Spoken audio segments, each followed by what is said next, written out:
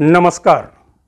Ratnakar Awasekar YouTube चॅनलमध्ये मी माझ्या YouTube पाहणाऱ्या तमाम रसिक श्रोतेजन आणि प्रेक्षकांचं मी स्वागत करतो. मित्रांनो, राजकारण म्हणजे काय? तर मित्रांनो, घराणेशाही, भ्रष्टाचार आणि बंडखोरी. घराणेशाही अधिक भ्रष्टाचार अधिक बंडखोरी, त्याचं बरोबर उत्तर आहे राजकारण. आणि हे राजकारण एक सोयीचा धंदा या राजकारणी लोकांनी करून ठेवला आहे. पुढच्या पिढ्यानपिढ्या त्यांच्या कुटुंबांच्या कल्याणासाठी सरकारच्या जनतेच्या पैशावर मौज मजा, करोडोंची संपत्ती, ऐश आराम जिंदगी आणि चमचेगिरी आणि हुजरेगिरी करणाऱ्यांची फौज त्यांच्याजवळ जमा होते. कारण ज्यांना प्रत्येकाला त्या साहेबाकडून, त्या आमदाराकडून, त्या खासदाराकडून, त्या नेत्याकडून जर काही फायदा असेल तर त्या ठिकाणी आजूबाजूला अनेक चमचे तयार होतात आणि तिथून भ्रष्टाचार निर्माण होतो. कालचं अजितदादांचं भाषण फार बोलकं आहे. त्यांनी सांगितलं की दादा चांगले हो, पण दादाच्या खालचे. मग दादा म्हणले, त्यांचा हिशोब तुम्ही मला का विचारता? त्याचा दोष तुम्ही मला का देता? त्याचा दोष तुम्ही माझ्या पत्नीला का देता? त्या खालच्यांचा हिशोब आपण जिल्हा परिषदला करू, खालच्यांचा हिशोब आपण ग्रामपंचायतला करू, लोकसभेत त्यांचा काय संबंध आहे? पण दादा, आपण जे काही छोटी छोटी वृक्ष लावलेली भ्रष्टाचाराची, ही जी छोटी छोटी आता वृक्ष मोठी व्हायला लागलेली आहेत, त्यांच्या अपेक्षा वाढत आहेत. सत्तामधून संपत्ती आणि संपत्तीमधून पुन्हा सत्ता, हे दुष्ट चक्र सुरू होत आहे. प्रत्येकाला वाटतंय की राजकारण हा सोयीचा धंदा आहे. एकतर सरकारी इंतजाम मिळतो, भ्रष्टाचार करण्यासाठी सुरक्षा मिळते आणि काळा पैसा लपवण्यासाठी त्यांना काही साधन सामुग्री मिळते. पुन्हा आली समाजसेवा. त्या समाजसेवेच्या अंतर्गत आली संस्थांची निर्मिती आणि त्या संस्थांच्या निर्मितीमधून शाळा, colleges, medical college, engineering college असं जाळं वाढत जातं. त्यातून सहकारातून अर्बन बँका, त्याच्यातून स्वतःच्या वैयक्तिक बँका आणि त्याच्यामधून आपल्या नेत्याचा स्वतःच्या परिवाराचा सर्वांगीण विकास. विकास म्हणले की पुन्हा खटकतं. स्वतःचा विकास, ते ध्यास वगैरे, हे सगळ्या गोष्टी बोगस आहेत, खोट्या आहेत.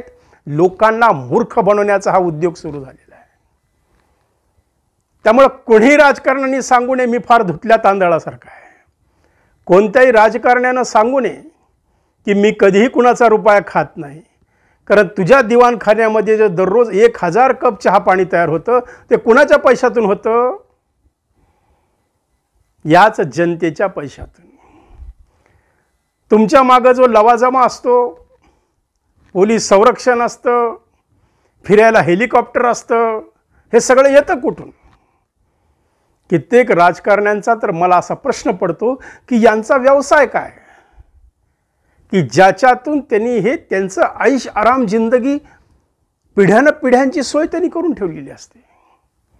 अगोदर जिल्हा परिषद, अगोदर सुरुवात तर ग्रामपंचायतीपासून, ग्रामपंचायत, मग नगरसेवक, मग जिल्हा परिषद, मग आमदारकी, मग खासदारकी, मग राज्यमंत्री, मग कॅबिनेट मंत्री आणि मग पुन्हा मुख्यमंत्री, मग पुन्हा राष्ट्रीय नेता आणि करोडोची संपत्ती.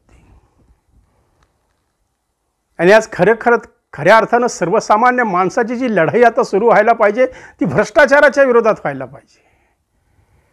की या लोकांकडे हे हजारो कोटी रुपयाचा फंड येतो कुठून? आज अजितदादांच्याच बारामती तालुक्यामधला शेतकरी आत्महत्या करतोय. काल परवाची घटना आहे. त्यानं व्हिडिओ कॉल करून त्यानं त्याचं रेकॉर्डिंग करून ठेवलेलं आहे. सगळ्या टी व्हीमध्ये आपण पाहिलेलं आहे. जर बारामतीतला शेतकरी तर सधन समजला जातो. बारामतीत तर कधी शेतकऱ्यांच्या आत्महत्या आमच्या तर कानावर आलेल्या नाही आहेत.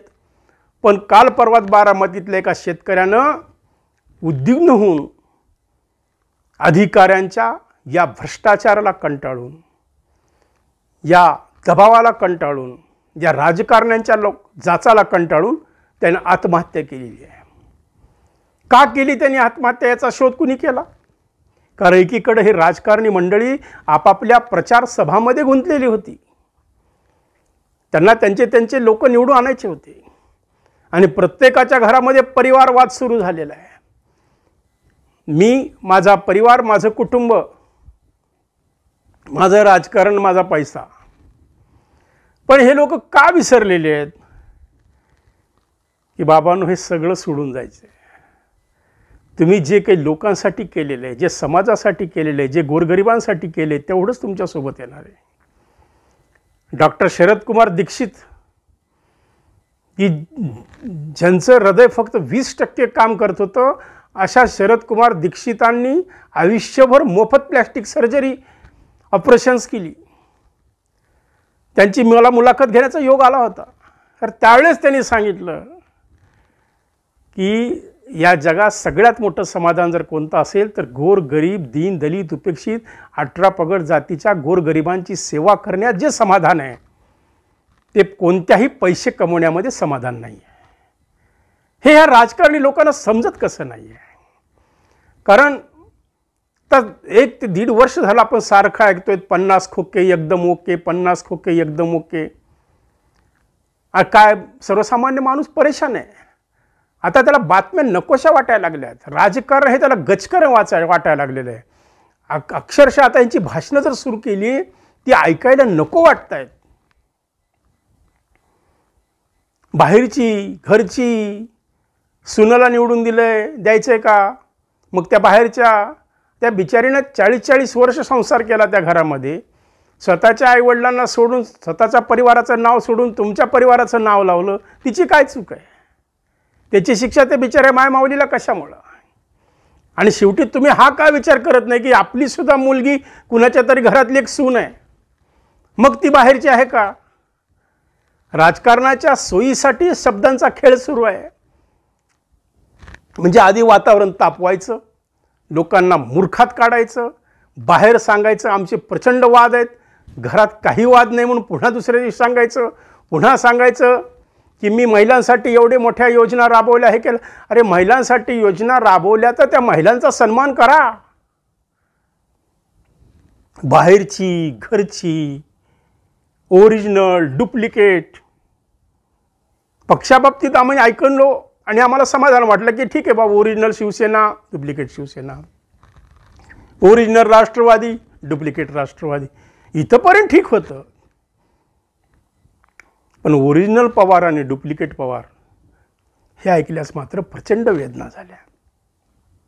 म्हणून मी जे वारंवार सातत्यानं सांगतो की ह्या सगळ्यांचं मुख्य स्रोत काय, ह्याचा सगळ्याचा गाभा काय आहे तर राजकारण, सत्ता, सत्तामधून संपत्ती आणि संपत्तीमधून पुन्हा सत्ता, या दुष्ट चक्रामध्ये ही सर्वसामान्य जनता अडकत चाललेली आहे.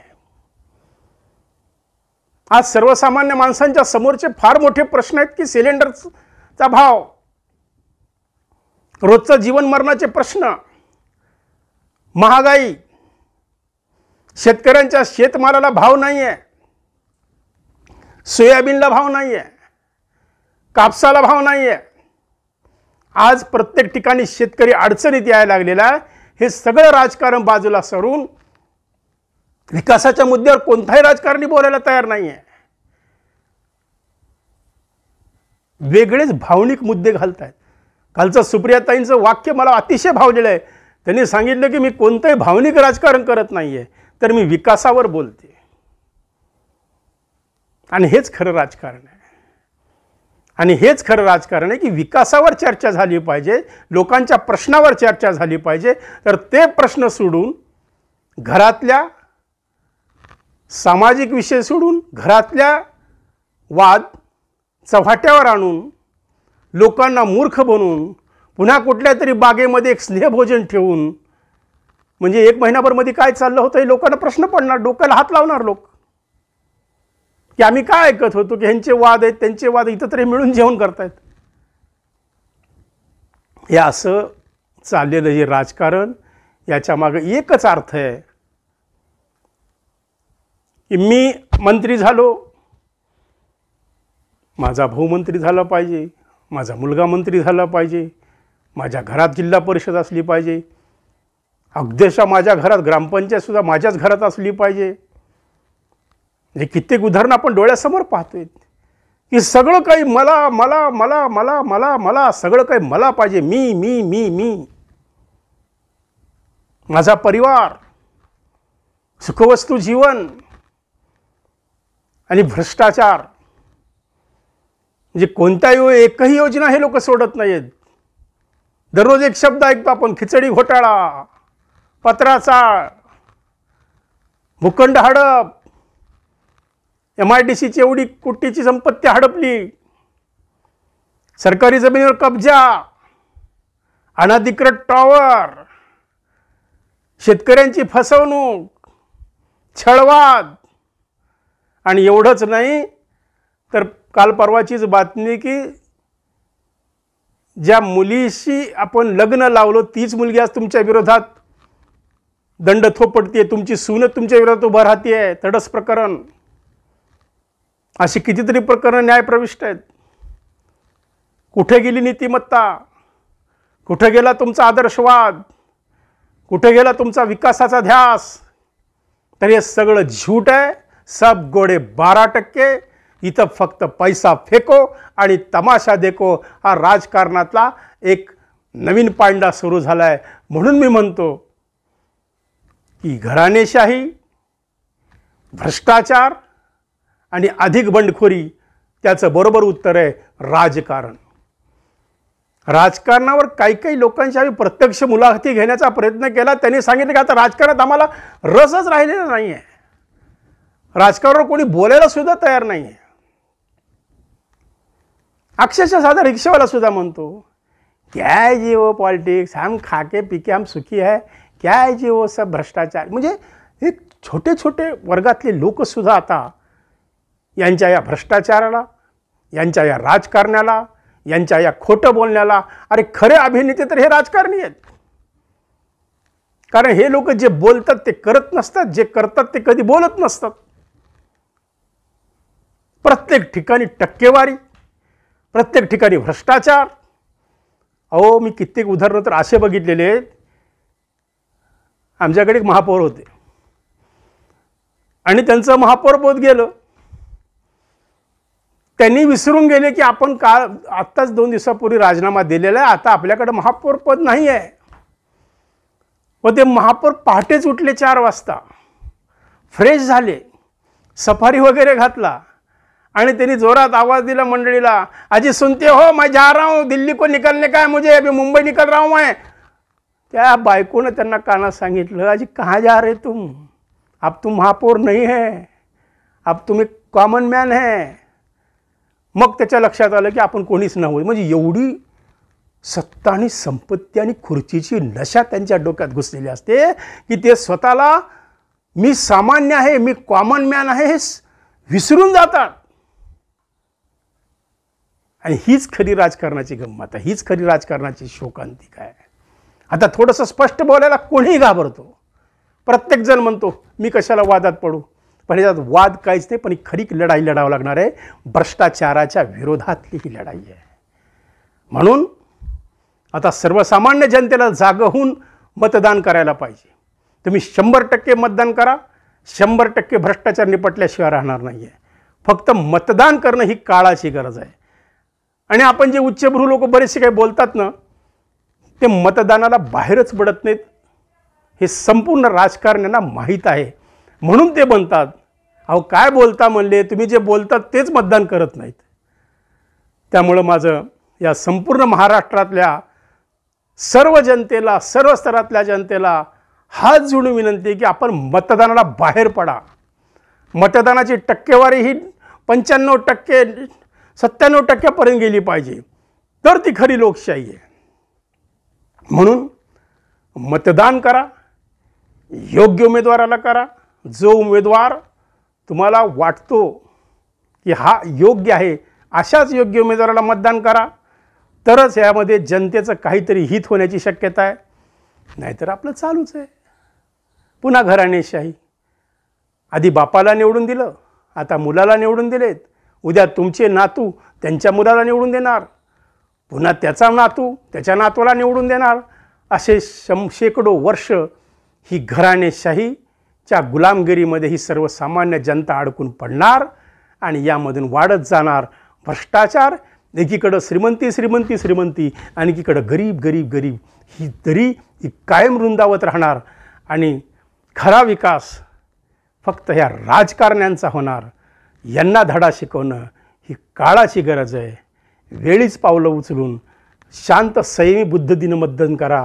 आपल्या अंतर्मनाला विचारा मी काय करू, तर तुमचं मन तुम्हाला काय सांगेल त्याचाच निर्णय घ्या. हा सांगितला म्हणून बटन दाबतो, तो सांगितला म्हणून बटन दाबतो, तर तुमचं मन काय म्हणतं आहे?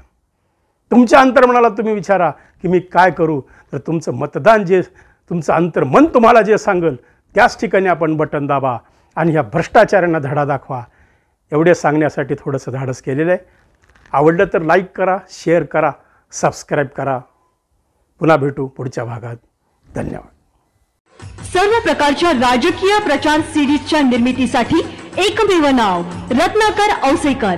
कॉन्टॅक्ट 9890 39 87 88. ऑनलाईन रेकॉर्डिंग सीरीज देणारं महाराष्ट्रातलं एकमेव नाव रत्नाकर औसेकर. 51 आवाजांचा बादशहा रत्नाकर औसेकर.